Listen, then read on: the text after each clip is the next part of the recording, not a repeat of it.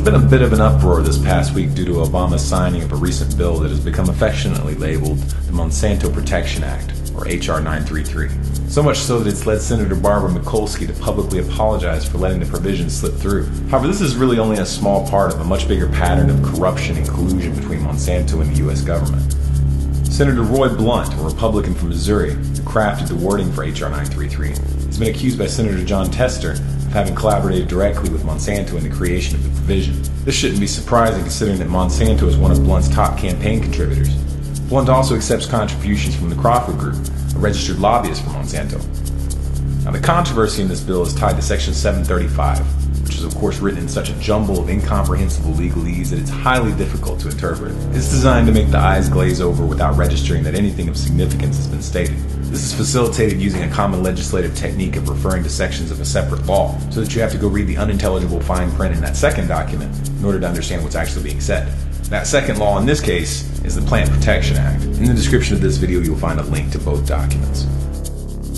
Now, what Section 735 of H.R. 933 states is that if a plant is determined to be a biological pest and is therefore brought under regulation and restrictions which prevent it from being planted or transported within the U.S., the Secretary of Agriculture shall immediately grant a temporary permit or deregulation to any farmer, farm operator, or producer that requests it, regardless of what any other laws or courts may order. Now, the word genetically modified organism isn't mentioned here, and that's part of the skillful way that this was designed to slip through. Only someone who knows that by default genetically modified organisms are considered biological pests until they've been approved by the Department of Agriculture, and that they are reclassified as pests if shown unsafe, would understand the implications here. To distill this down to one sentence, if a farmer wants to grow a genetically modified plant that's been outlawed because it's been found to be harmful to the environment or human health, all they need to do is contact the Secretary of Agriculture, and they will be immediately issued a permit to cultivate these plants. Essentially, it makes it impossible to stop a genetically modified plant from being used in the United States, regardless of any laws or rulings that are made to outlaw them. Now, of course, one might be inclined to let Obama off the hook for signing this law. After all, it is written in legalese, and one could presume that he just made an innocent error. But this would require overlooking the extensive evidence of the Obama administration's incestuous relationship with Monsanto, among which include his appointment of Michael R. Taylor, former Vice President of Public Policy for Monsanto, as his FDA Deputy Commissioner for Foods and Veterinary Medicine, his appointment of Roger Beachy, former Director of the Monsanto Danforth Center, into a position at the USDA as the Director of the National Institute of Food and Agriculture, and his choice of Islam Siddiqui, former Monsanto lobbyist, as his Agriculture Trade Representative. Now, anyone who thinks that the revolving door between the government and Monsanto is something new should look into Monsanto's connections and dealings with both of the Bush administrations and the Clinton administration.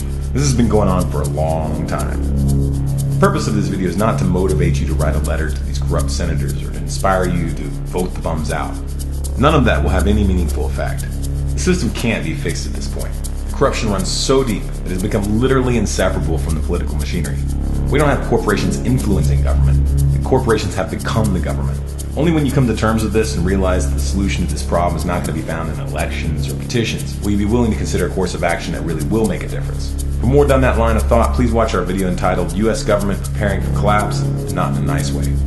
Our only chance lies in reaching a critical mass of awakening. We need to reach that critical mass quickly. It's not for me or for anyone else to dictate to you what your role in this awakening should be. But it should be obvious that we all need to make an effort. If each and every one of us makes use of the skill and the knowledge that we have to alter the course that we're on, I sincerely believe that it would be enough. In that sense, don't wait for a solution. It may be you that has the solution. If you feel it's important for other people to hear this message, please like and favorite this video and share it through as many avenues as possible.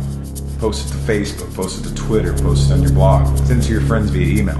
If you want more content like this, be sure to subscribe to this channel, Storm Clouds Gathering on YouTube. We've got new prepared videos every Monday and Wednesday, a live YouTube broadcast every Tuesday, 9 p.m. Eastern, and starting tomorrow we'll be having a geopolitical analysis by Caspian Report every Thursday.